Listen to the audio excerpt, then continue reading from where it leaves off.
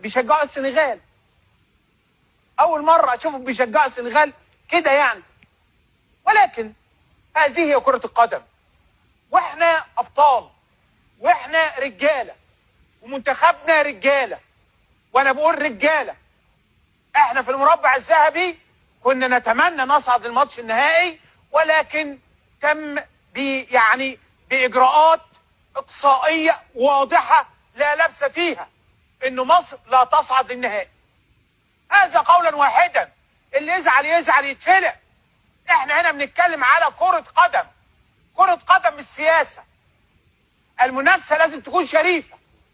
انت بتخطط بترتب لمين والايه ولاي شيء. احنا بنتكلم على كرة قدم. هات حكم متميز، حكم محترم، حكم انا عايز العدالة بس، مش عايزه يديني حاجة مش بتاعتي. انا عايز العدل فقط الماتش. لم نرى العدل في هذه المباراة. منتخب السنغال كويس، ما اقدرش اقول منتخب وحش، كويس، كله محترفين طبعا، ولكن كمان ما عندهمش اخلاقيات كرة القدم. لما عملوا ضغوط وعملوا حتى في المباراة، حتى المدرب بتاعهم لم يكن لديه اخلاقيات كرة القدم. هو عايز يفوز سواء صح او غلط. ضغطوا على الحكم. حكم النهارده انت بترجع ولازم تشوف الفار وتتاكد. امبارح في ماتش من الماتشات الاوروبيه قعدوا 7 دقايق يبص على الفار، 7 دقايق عشان يعرف، وفي الاخر قال لك مش جون، تسلل صايد. انما يا دوب بص بقى فين، وريتناش ليه الفار. فانا كجمهور مصري اوعى تزعل، لان انت لن تذهب للنهائي. مخطط كده، انا بقول لك مخطط كده، في خطه، في اجراءات اتعملت. اول ما تعين هذا الحكم اتخذ القرار مصر ما تصعدش. فنجيب مين؟ نجيب اسوأ حكم في قاره افريقيا، اسوأ حكم. الف ب تحكيم غير موجود عنده. انحياز السنغال من اول الماتش، من اول كوره، لما بيدي حسام مع عبد المجيد انذار بعد 3 دقايق، انت خلاص بتخرج اهم مدافع عندك بره الكوره، بره الماتش، انه ما يقدرش يلعب لعبه الطبيعي. يبقى هنا بدأ يحجم منتخب مصر من اول 3 دقايق. بيشجعوا السنغال. اول مره اشوفهم بيشجعوا السنغال كده يعني. ولكن هذه هي كرة القدم، واحنا ابطال، واحنا رجاله، ومنتخبنا رجاله، وانا بقول رجاله.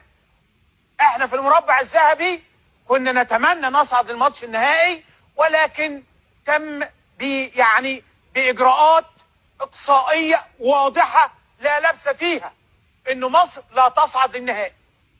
هذا قولا واحدا، اللي يزعل يزعل يتفلق. احنا هنا بنتكلم على كرة قدم، كرة قدم مش سياسة. المنافسة لازم تكون شريفة. انت بتخطط بترتب لمين والايه ولاي شيء. احنا بنتكلم على كرة قدم. هات حكم متميز، حكم محترم، حكم انا عايز العدالة بس، مش عايزه يديني حاجة مش بتاعتي. انا عايز العدل فقط الماتش. لم نرى العدل في هذه المباراة. منتخب السنغال كويس، ما اقدرش اقول منتخب وحش، كويس، كله محترفين طبعا، ولكن كمان ما عندهمش اخلاقيات كرة القدم. لما عملوا ضغوط وعملوا حتى في المباراة، حتى المدرب بتاعهم لم يكن لديه اخلاقيات كرة القدم. هو عايز يفوز سواء صح او غلط. ضغطوا على الحكم. حكم النهارده انت بترجع ولازم تشوف الفار وتتاكد. امبارح في ماتش من الماتشات الاوروبيه قعدوا 7 دقايق يبص على الفار، 7 دقايق عشان يعرف، وفي الاخر قال لك مش جون، تسلل صايد. انما يا دوب بص بقى فين، وريتناش ليه الفار. فانا كجمهور مصري اوعى تزعل، لان انت لن تذهب للنهائي.